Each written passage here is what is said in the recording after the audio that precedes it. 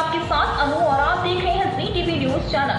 आइए नजर डालते हैं आज की कुछ महत्वपूर्ण खबरों की ओर। दीवान बल्लू भाई पूर्व छात्र संघ पालड़ी ने 11 जनवरी 2025 को अहमदाबाद के दीनदयाल उपाध्याय ऑडिटोरियम में एक भव्य कार्यक्रम शादीना सितारा का आयोजन किया। दीवान बल्लू भाई स्कूल का गौरवशाली इतिहास रहा।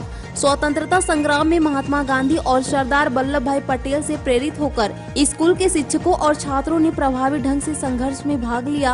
हजारों छात्र देशभक्ति और चरित्र निर्माण के आयामों से गुजर चुके हैं। कई क्षेत्रों में महत्वपूर्ण उपलब्ध करा रहे हैं। इनमें से कुछ पूर्व छात्रों को सम्मानित किया जाना है।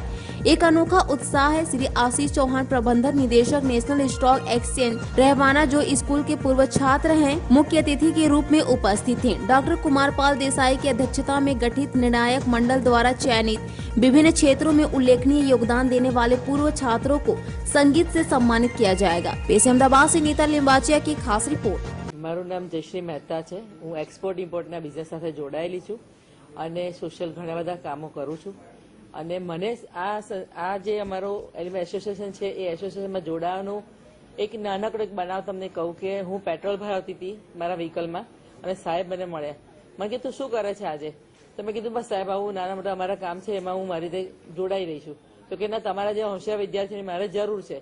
તો અમે બસ એ જ વાત પરથી જોડાયા અને આ એ 2010ની વાત અને આજે 15 વર્ષ પણ અમે જોડાયેલા છીએ અને અમારો મૂળભૂત હેતુ એવો છે કે આ એસોસિએશન દ્વારા અમે ભલે આજે 1500 2000 ફેસબુક પર લગભગ 9000 આટલા વિદ્યાર્થીઓ સુધી પહોંચ્યા છે, પણ હજી બહુ મોટા વિશાળ ફલક સુધી જવું છે। એટલે આ વર્ષે અમે બધું જ ટેકનિકલી જેટલું અમારાથી અવેર થવાય અને જેટલું જોડાય એટલો પ્રયત્ન કરે છે। વોટ્સએપ, યુટ્યુબ છે, ફેસબુક છે અને આ તમને વેબસાઇટની વાત કરી તે છે। આ બધા જ મીડિયાનો યુઝ કરી અને લોકો સુધી પહોંચવાનો પ્રયાસ છે, જેના કારણે પોતાના મિત્રો ક્યાંક છે, કેવી અવસ્થામાં છે, કોઈને મદદ કરી શકે, ભવિષ્યમાં ક્યાંક મળવું હોય તો જોડાઈ શકે।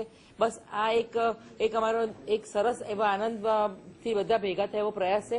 અને 18 વર્ષ જૂની અમારી દીવાન બલ્લુભાઈ સ્કૂલ છે, જે સ્કૂલની અંદર ભણી ગયેલા વિદ્યાર્થીઓ આજે કયા કયા સ્થાન ઉપર પહોંચ્યા છે કે કોઈ રાજકારણ રીતે, કોઈ સામાજિક રીતે, કોઈ આર્થિક રીતે કે કોઈ સ્પોર્ટ્સ રીતે, એના માટેનું આખા એક પ્રોગ્રામનું આયોજન કરવામાં આવ્યું છે।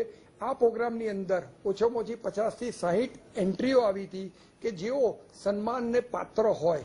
તો કુમારપાળ દેસાઈ જેઓ પદ્મશ્રી મેળવેલા છે એ અમારી સ્કૂલમાંથી ભણી ગયેલા હતા, એમને અમે એન્ટ્રી મોકલી આપી અને એવોર્ડ કમિટીના અમારા ચેરમેન છે, જેઓએ પ્રસ્થાપિત કરીને 23 વ્યક્તિઓનું એમણે નામનું નક્કી કર્યું અને એ 23 વ્યક્તિઓને અમે સ્કૂલનો એક આખો આદર્શ પ્રોગ્રામ, મ્યુઝિકલ પ્રોગ્રામ સાથે કરવા જઈ રહ્યા છીએ। એમાં અમે એમનું સન્માન કરવાના છીએ।